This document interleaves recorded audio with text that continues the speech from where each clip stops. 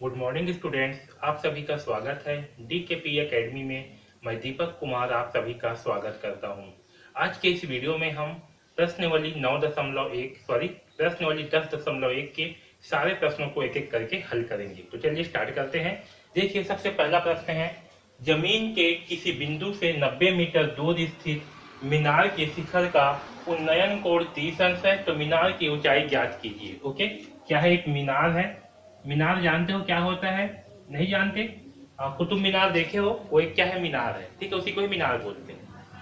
तो एक मीनार है, इसका क्या है? जमीन से कितनी दूरी पर? तो ये मीनार है, इस मीनार को क्या है? किसी बिंदु से 90 मीटर की दूरी पर स्थित है। कितना? मान लीजिए बिंदु है, इस बिंदु से जो है ये 90 मीटर की दूरी पर स्थित है। कितना मीटर है ये? 90 मीटर। ओके, और शिखर से उन्नयन कोण 30 अंश है। और क्या है? इस बिंदु से ये जो उन्नयन कोण है, कहाँ शिखर के बीच का उन्नयन कोण, यानी कि ये वाला कोण, ये कितनी है? 30 अंश है। तब हमें जो है इसकी ऊंचाई जो है, मीनार की ऊंचाई ज्ञात करनी है। ओके, तो चलिए प्रश्न को हल करते हैं।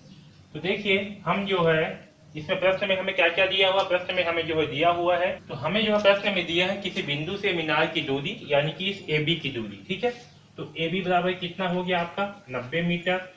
और दूसरा हमें क्या दिया है? दूसरा हमें दिया हुआ है उन्नयन कोण। ओके, दूसरा हमें क्या दिया है? बिंदु ए से उन्नयन कोण। ठीक है, मैं बिंदु ए लिख दे रहा हूं यहाँ पर। बिंदु ए से सी के बीच, यानी कि AC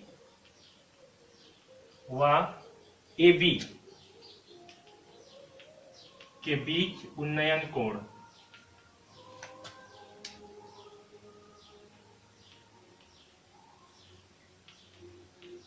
उन्नयन कोण का मान कितना दिया हुआ है? 30 अंश।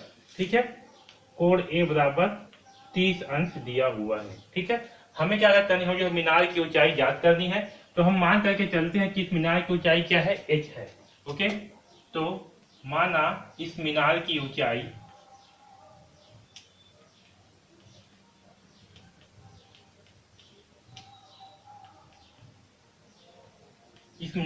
क्या है? H है, ऐसे मान करके चलते हैं। ओके, तो देखिए यहाँ पास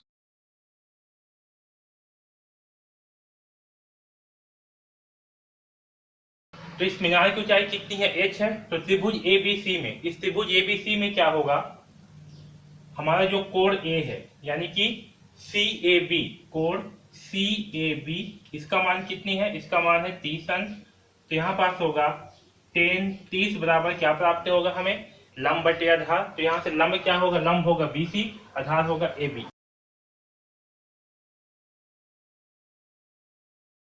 तो यहाँ से 30 का मान क्या होगा? BC का मान क्या है? H। तो ये हो जाएगा H बटे AB का मान कितना है? 90। तो ये हो गया 90। ओके, अब 90 को हम इधर पक्षांतर कर देंगे तो क्या हो जाएगा? 90 10 30 बराबर H। ओके, अब देखिए ये जो 10 30 होता है, इसका मान क्या होता है? तो 10 30 का मान होता है 1 बटे वर्गमूल 3। तो ये हो जाएगा 90 इंटू 1 बटे वर्गमूल। ओके, अब देखिए H का मान क्या हुआ? 90 इंटू 1 बटे वर्गमूल 3। तो ये कितना होगा? 1 इंटू 90, तो 90 बटे वर्गमूल 3 बराबर H। ठीक है, इसे हम ऐसे भी लिख सकते हैं, H बराबर क्या होगा? 90। अब देखिए यहाँ पर हम क्या करते हैं? इसके ऊपर और नीचे अंश और दोनों में वर्गमूल 3 का गुणा कर देते हैं। तो यहाँ से क्या होगा? 90 इंटू वर्गमूल 3 बटे, यहाँ तो ऑलरेडी वर्गमूल 3 था ही, इसके भी इंटू क्या हो जाएगा? वर्गमूल 3। ठीक, ऐसे करने से जो है इसके मान में कोई भी चेंजेस नहीं आएगा। क्यों? क्योंकि वर्गमूल 3 से वर्गमूल 3 कैंसिल हो जाता है। ठीक है, तो जब भी हम अंश और दोनों में किसी भिन्न के गुणा करते हैं किसी संख्या का समान संख्या से, तो भिन्न के मान में कोई भी चेंजेस नहीं आता है। ठीक है, इसलिए हम अंश और दोनों में वर्गमूल 3 का गुणा कर सकते हैं। ठीक है, तो देखिए यहाँ से क्या होगा? यहाँ से इसका मान होगा वर्गमूल 90 इंटू वर्गमूल 3, और यहाँ वर्गमूल 3 इंटू वर्गमूल 3 क्या होगा? 2 वर्गमूल 3 बन के जो है एक पूरी संख्या बना देते हैं, तो हो जाएगा बटे 3। ठीक है, अब 3 से जब 90 को हम भाग करेंगे तो क्या आएगा? 3 एकम 3, 3 तिहाई 9, 3 शून्य।